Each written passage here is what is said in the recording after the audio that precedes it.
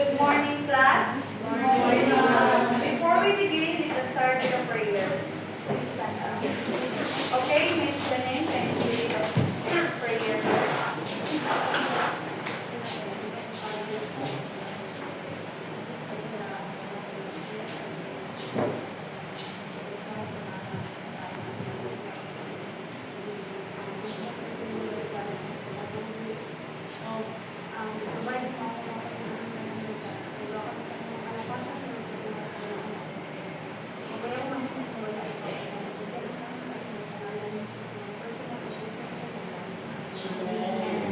Before you take your seats, kindly arrange your hair and if you have any pieces of paper or planners. Okay, so before we dive into our new topic, let's test your observation and creative skills. So look at the picture of this paperclip flash on the TV screen. So imagine that this paperclip is broken siya. It's bent out of shape and can no longer hold papers together. So in the world of business, we can call this as a problem. So if this paperclip na naka-flash is had a mental switch, so what would it turn on or turn into to become solve a new problem and become useful again? Okay, Miss Cadavero? If feeling a paperclip is ma-turn into siya, what would masa siya? Diba kini ang paperclip? If mahimo na siya kung ani, sa business mind mo, maunsa man siya, unsa man siya mahimo? Sa business ko, problem kay kung Unsa man ma-switch siya sa unsa? switch sa product. I think mahimo siya kanang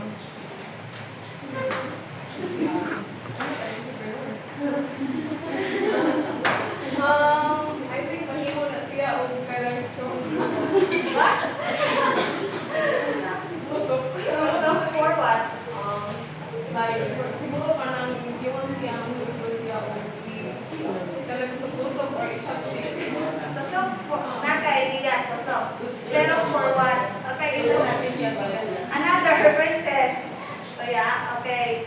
So pwede siya mahimo nga SIM card ejector. Instead nito nga ng pagkawin, instead nga katong pagkawin dito sa kilid, pwede siya, di ba, kasaganan sa mawaya dyan pen is kiling ang mga areas, but instead na pwede dyan, o pwede siya sa kanang mga wifi dito, kanang reset button sa wifi. Para i-reset. O, di ba, kailangan man dyan, so, pwede na siya yung gamiton. Okay, so exactly, you just performed the first step of entrepreneurship. So you did not see a piece of junk, but we saw an opportunity.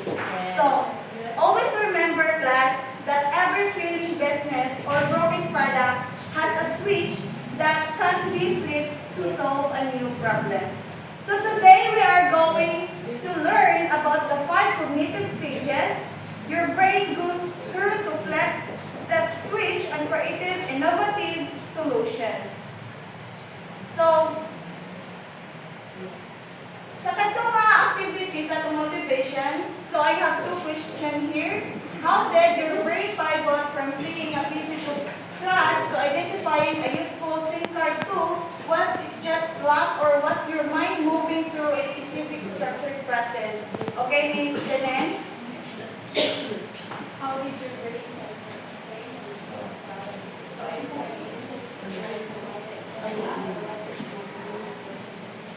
If you are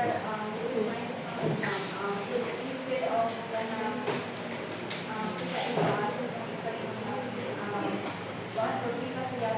kung business minded ka, makita rin yung mga asset for the activities. So, para sa ako, kaya makita sa mga pagdawaan pero nakamali. Hindi na dapat maisip, kaya business minded ka rin na. Okay, so naano ka idea? Okay. So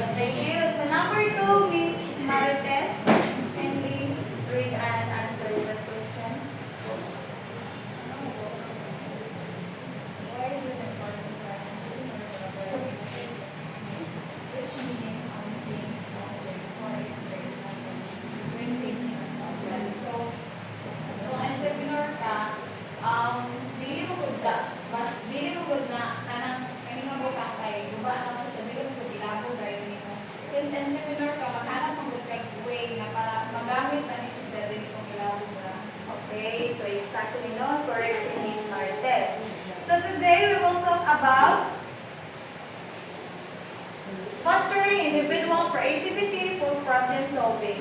So especially for entrepreneurs. In entrepreneurship, success is not only about money or products, but it is about the problem that people are facing. So many students think that creativity is something you are born with. But actually, creativity is a skill that can be learned and practiced. So think that creativity is a step-by-step process or thinking process, just like cooking or solving math problems. So this is the learning objectives. Can you read in chorus, class? At the end of the lesson, the learners will be able to identify and describe the 5 stages of creative cognitive process, explain the internal and external factors that influence creative thinking, apply the stages of creative problem solving to specific entrepreneurial challenges. Alright, so thank you. So why this matters for entrepreneurs? So this matters for entrepreneurs because creativity helps identity and meet needs to solve problems and also develop innovative business ideas that give a competitive advantage. So by understanding this, that creativity is a learnable skills, entrepreneurs can intentionally develop the thinking process to adapt to changing markets and also it creates better solutions. So there are 5 cognitive process. So first is stage 1 is the preparation. So in this stage, the stage 1 is all about understanding the problem, which is this is the information or the gathering or stages. So in this stage, you want to ask yourself that what is the problem, who is affected, and also why it is happening. And also, sa stage 1, diri ang example sa business ani is, for example, is kanang if a cafe is naasiyay few customers, the problem may not be the price, but also instead kuan ani ang problema sa cafe is ang iyahang slow service, ang iyahang poor location, and also ang bad marketing instead.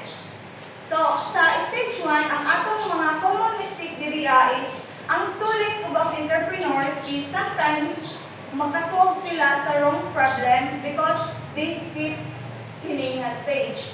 But and also, I have the tips for students. So kita, if magkuanta ka na, mag-entrepreneur ta or mag-business ta, pohon, we always start by observing, asking question, and also searching. Because this is the important when we mag-build out ato business. Dili ra ta kay we skip ta ani nga stage, but also we have to implement this in ourselves. So the second one is the stage 2 is the incubation. So in this stage is let your brain rest and process. Because in this stage, this is the don't force it stage. So when we say incubation, this is your brain working even kanang bitong bisag naglakaw ta, natuyog ta, and also mag-take ta og shower, ang atong mind gadget is always siya ka process, diba? So this is the important in this stage that we need to that creativity is need a mental rest gadget. We need a mental rest even we are stressed na. Okay? So Doktor ay madalo sa so dapat na agad guys, class rather. So the example for incubation is sometimes ideas suddenly come while you are not thinking about the problem. So muabot na bitaw siya, di ba, nakakuha naman na, naka-experience na mo, kabisabot na lang kung ginawa ng problema, pero muabot na siya, makakuha na siya.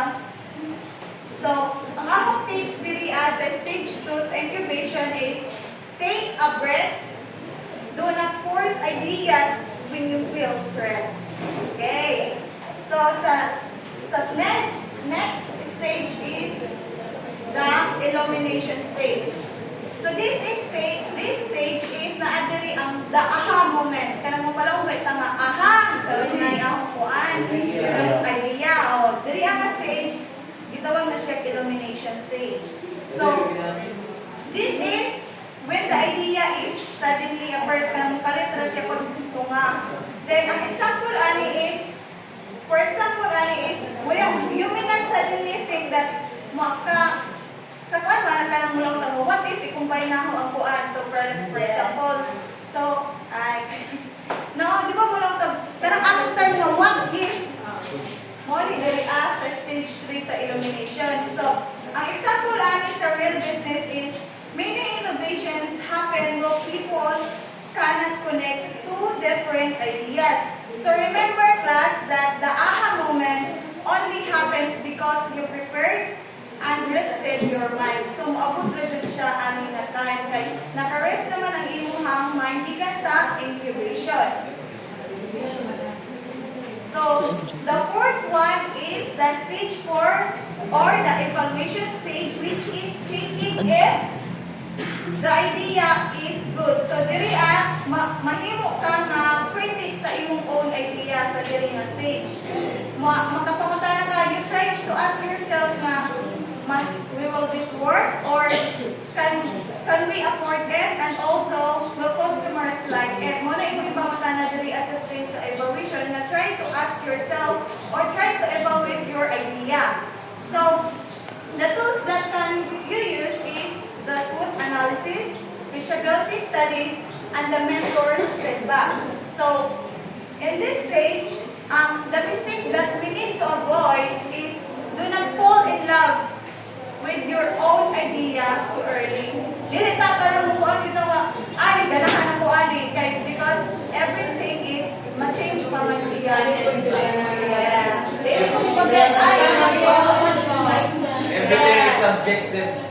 okay, so balik nyo, dali-dali na ito may sa ito balik mong idea kay John kung may mas inaapay, mas better. Kasi in the process, kung na ako kayo magulong doon sa kwarta. So, ano?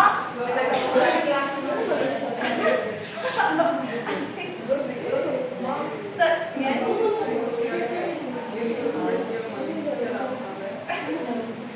So, the last one is, the stage 5 is the elaboration. So, in this stage, making the idea real. So, this is the implementation. Dili na nato i-implement or i-apply na nato. So, your idea turns into actions like make a plan, create a prototype, and also test and improve. So, for example is, if you had a business idea for a new snack, ibali maghimo ka og imong snack. So, you need to taste the taste. You need to improve the packaging and also ask customers for their feedback para mas ma-improve nimo ang imong product. So, class, in entrepreneurship, it is all about trying, failing, and also in improving. So, these are the factors that shaping your creativity. So, in internal factors, we have cognitive flexibility. So, in cognitive flexibility is, mo ni siya ang switching between sa imong dream into planning na. Sa knowledge base, diri ako is na siya diverse learning creates more dots to connect. The more you learn, sa idea o sa knowledge na to, the more you learn, the more na ideas ang imuhang makuha or maimuhang ma-connect for your kuan sa imuhang business. Then, pag-abot sa imong personality, diri ako is ma-shape nimo ang imong creativity for kanang openness, for ambiguity, and sa imong curiosity ko, no? So, curiosity and openness help the creativity. And also sa external factors, environment, spaces that allow for rest, seeking, and curiosity. Isa po na siya ang maka-shape. And also sa mga social influence na to, kanang magkuhan dito to o mga groups meeting, for example, magpunta sa itong business, magtambak dito, kuhan sa imuhang mga trabahante or imong mga connections if unsay kuan sa imuhang business para mas mulago. And also sa culture, tolerance for failure, support freedom to try and fail, not just kuan kanang imong kaugalingon, but also support your teachers and also your classmates. So next is how to enhance your creative input. So first is read widely. And creativity, you need to read widely because dili ra man ta kung isa ra ang atohang basihan diri. Dapat jud magbasa ta og daghan nga mga bookses para ma-build ang atong knowledge based outside your industry, not just sa imuha lang own but also sa other people also or sa other books. Schedule breaks, force white space into your calendar for incubation. So you need, sa incubation is, ang sa to? Ang sa tong sa incubation? Okay, so kailangan nga mag-rest na jud ang imong mind, dili tayo magpaka-stress ta charos. Magpaka-stress na, bisag kuan daghang assignment karon dapat jud mag-rest. Mag-rest.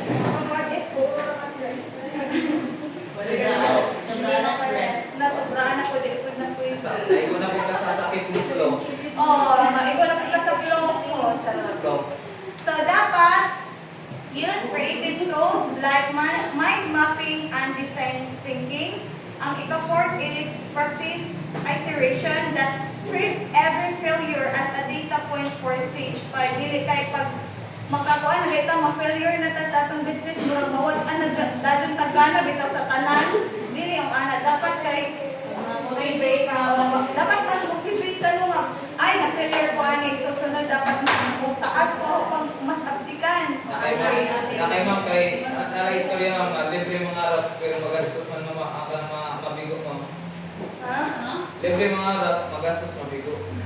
Gastos? Oh. Gasto mga libre ka na andoy ma'am pero gasto kayo mapildi kasi ma'am isugalan. Sabi na business ba na? Manay ka. Magsugal na dyan ka pag kita Sige, magpalong business. Sige, input ma'am, sige lang input by output. Yan si kayo. Yes, tama na no. Alright, so this is the key things away. So creativity is a systematic process, not magic. So each stage, preparation to elaboration, it is essential, and also success requires a balance of divergent dreaming and convergent analysis. Action step, choose one stage today to focus on intentionally. So in generalization, if you miss the preparation, you solve the wrong problem. If you skip incubation, you rely on old, tired ideas. Without denomination, you have no spark.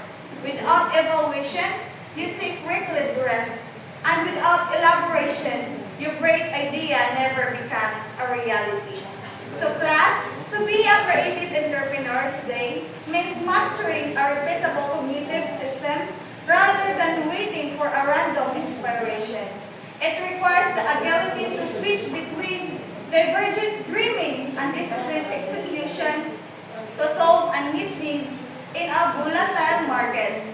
Ultimately, it is the ability to turn curiosity into a competitive advantage by treating every challenge as a structured opportunity for your innovation. So that concludes my topic. Thank you.